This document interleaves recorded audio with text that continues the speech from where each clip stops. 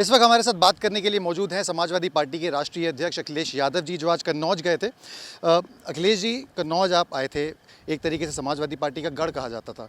2019 में नतीजे आपके अनुकूल नहीं रहे। क्या लगता है 2024 में क्या चेंज आएगा? देखिए, राजनीति में कई बार परिस्थितियां होती हैं और शायद वो देश का सबसे बड़ा गठबंधन था। समाजवादी पार्टी और बसपा दोनों मिलकर के चुनाव लड़ रहे थे। जो परिस्थितियां थीं राजनीतिक, अब तो समय बहुत गुजर गया है और जनता ने जो मन बनाया है, जो मैं देख रहा हूँ इधर, भारतीय जनता पार्टी की न केवल कन्नौज बल्कि पूरे प्रदेश में बड़ी हार होने जा रही है।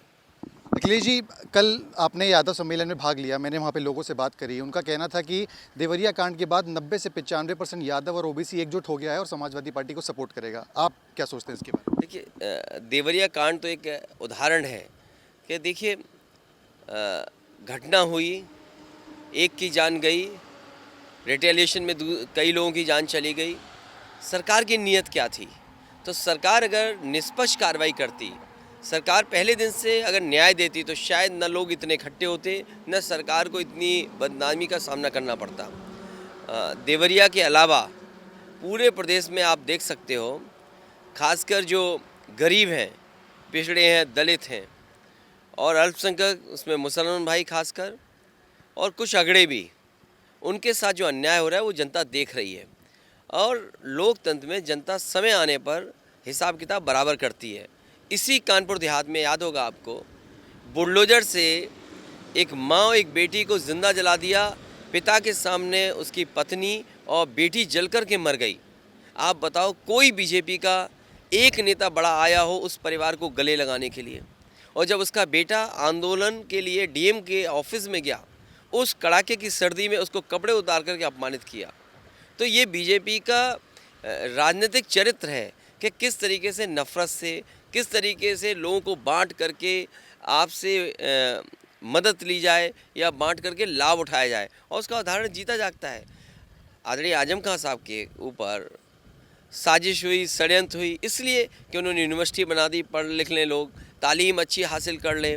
और याद रखें, जो उनके साथ अन्याय कर रहे हैं, एक अदालत तो ठीक है, हमें उम्मीद है कि अगली अदालत में उन्हें न्याय मिलेगा, लेकिन एक जनता की अदालत भी है जो देख रही है कि किस तरीके से आप उनके साथ ये व्यवहार कर रहे हो। समय आने पर बीजेपी के लोगों को जनता का भी सामना करना पड़ेगा। आपने अखिलेश जी कल कांग्रेस को लेकर एक बड़ी बात कही कि जो कांग्रेस जानेगी उसे राष्ट्रीय स्तर पर या प्रदेश स्तर पर गठबंधन करना है। रात को 1-1 बजे तक बात भी हुई, कोई नतीजा नहीं निकला। क्या मायने हैं इसके? देखिए, इंडिया गठबंधन की पटना में बैठक हुई, बेंगलोर में बैठक हुई, उसके बाद मुंबई में बैठक हुई। उम्मीद तो यही की जाती है कि जो दल जहां पर है और अगर दल की कोई ताकत और हैसियत है तो उसको साथ लिया जाए। मुझे ये समझ में नहीं आ रहा कि आखिरकार कांग्रेस को दूसरे दलों को साथ लेने में क्या परेशानी है। और मुझे वो दिन याद है जब कांग्रेस को अपनी सरकार बनानी थी, सुबह से लेकर के शाम तक वो हमारे विधायक को ढूंढ रहे थे कि इकलौते विधायक का अगर समर्थन मिल जाएगा तो गवर्नर हमें सरकार बनाने के लिए बुला लेंगे। और वो समाजवादी पार्टी पहली पार्टी थी जिसने पहले चिट्ठी दी और उसका परिणाम यह हुआ कि मध्य प्रदेश में कांग्रेस की सरकार बनी।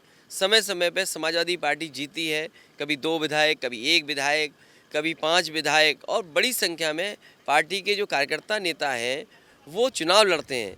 आज मैं कैसे उनको फेस करूं? क्या मैं इंडिया गठबंधन के सहारे कह दूं कि मध्य प्रदेश में मैं छोड़ रहा हूं सब कुछ? तो आखिरकार ये कार्यकर्ता नेता क्या करेंगे? मैं आज भी कहता हूं, भारतीय जनता पार्टी को हराने के लिए समाजवादी पार्टी काम करेगी, लेकिन जो कार्यकर्ता नेता या जहां पर मजबूत पार्टी है वहां तो उनका सम्मान होना चाहिए। ये कांग्रेस पर निर्भर करता है कि कांग्रेस क्या फैसला लेती है। एक आखिरी सवाल, आप आजम खान जी की आपकी बात करी, क्या आप मिलने जाएंगे उनसे? नहीं, ना मिलने के अलावा, और मिलेंगे तो ज़रूर, क्योंकि जो अन्याय उनके साथ हुआ है, ऐसा अन्याय देश में किसी पॉलिटिकल फैमिली के साथ नहीं हुआ।